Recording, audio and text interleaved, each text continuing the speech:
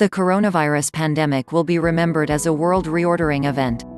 Like the Great Depression, the fall of the Berlin Wall, and the 2008 global financial crisis, it will accelerate social and economic changes that would otherwise have taken years to materialize. However long it will take, we will eventually beat back this virus, and our economies will eventually recover from the punishing recession it will have brought about. But when the dust settles and the masks come off, the pandemic will have permanently reshaped our social and economic behavior. Here are a few outcomes that seem increasingly likely. 1. Companies that traffic in digital services and e-commerce will make immediate and lasting gains with people isolated indoors and away from other people. Short-term winners will be those who provide goods and services without needing to come into physical contact with their customers. Winners in this category will be cloud computing providers, for example, Amazon Web Services, remote work services like Zoom, Slack, Microsoft Teams, virtual reality companies like Oculus, streaming services like Netflix, and esports organizations like Cloud9. Social media traffic will soar, but advertiser revenue will suffer from weak demand in a crippled economy.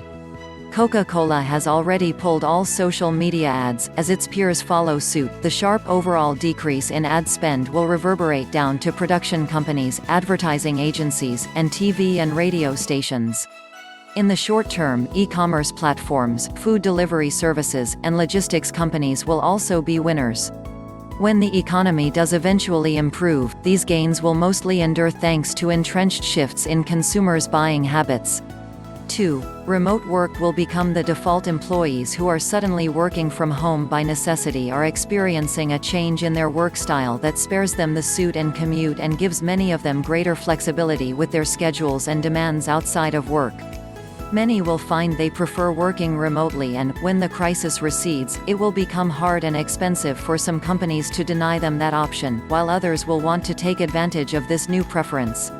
Remote work technology will improve, enabling the sort of mingling previously thought to require in-person meetings. This will cause a severe downturn for commercial real estate as companies drastically cut the size of their workspaces. Coupled with stricter travel restrictions and mandatory quarantines for foreigners entering certain countries, this will also put severe strain on industries reliant on business travel. It will also lead to an exodus of white-collar workers from big cities. Once companies' remote work routines have been smoothed out, their newly remote-capable employees will have the flexibility to move out of dense cities and into lower-cost areas.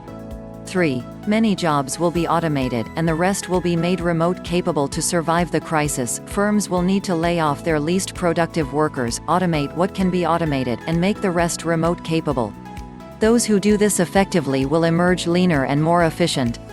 They will also have no incentive to return to their pre-crisis headcount, and many of those whose functions have been automated will lack the skills to compete in the new, post-crisis economy.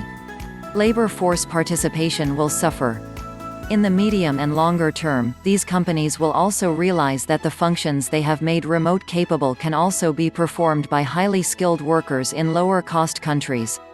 In short, jobs will first move from in-person to remote domestic, and in time they will go from remote domestic to remote overseas. 4. Telemedicine will become the new normal, signaling an explosion in med-tech innovation in a matter of weeks. Regulatory barriers to telemedicine in the U.S. have largely fallen. Doctors in the U.S. now perform remote visits across state lines, can email and video chat patients in compliance with HIPAA, and Medicare and health insurance providers have to now reimburse telemedicine services. Though these measures were announced as temporary, those who have now had first-hand experience with the convenience and cost-effectiveness of telemedicine will not want to forego it. Once the crisis recedes, health care will begin to be provided remotely by default, not necessity, allowing the best doctors to scale their services to far more patients. Already, shares in Teladoc and similar companies have surged on the expectation that the pandemic will provide long-lasting tailwinds for the telemedicine industry. The human and economic cost of the pandemic will inject Department of Defense-level spending into telemedicine, medical imaging companies, diagnostics companies, and virology research. Telehealth offerings will improve and proliferate, with better at-home testing and diagnostics products and the ubiquitous adoption of wearables that continuously monitor for symptoms. Major cities will put in place permanent pandemic surveillance systems, and many businesses and sports stadiums will perform real-time threat monitoring by screening for symptoms and temperature-checking attendees. 5. The nationwide student debt crisis will finally abate as higher education begins to move online. The pandemic has forced numerous universities to move classes online, prompting calls from students for reimbursements of tuition and expenses. If, come fall semester, universities are still teaching online, what percentage of those students will re-enroll at pre-crisis tuition levels? The worldwide remote learning experiment that is currently underway may demonstrate that higher learning can function effectively at a fraction of in-person costs. If it does, it may lead to a reckoning that transforms the delivery of higher education, particularly for less selective universities, as students re-weigh the costs and benefits of a 4-year residential experience. Universities will also face pressure to cut costs from the severely cash-strapped state governments that fund them. Many will eventually adopt hybrid models that limit face-to-face learning to project-based assignments and student working groups. These will dramatically cut costs, while allowing the best instructors to scale their insights to more students. They might also make a compelling case for broadening access to elite universities, whose small cohorts have historically been justified on the basis of physical constraints inherent to classrooms and campuses. 6. Goods and people will move less often and less freely across national and regional borders. Countries will retreat into themselves, borders will become less porous, and international trade will slump.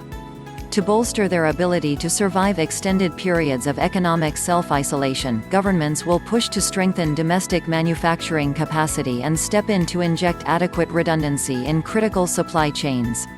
Even before the pandemic struck, higher wages in China, international trade wars, and the rise of semi-autonomous factories had already prompted firms to reshore manufacturing, bringing it closer to domestic research and development centers.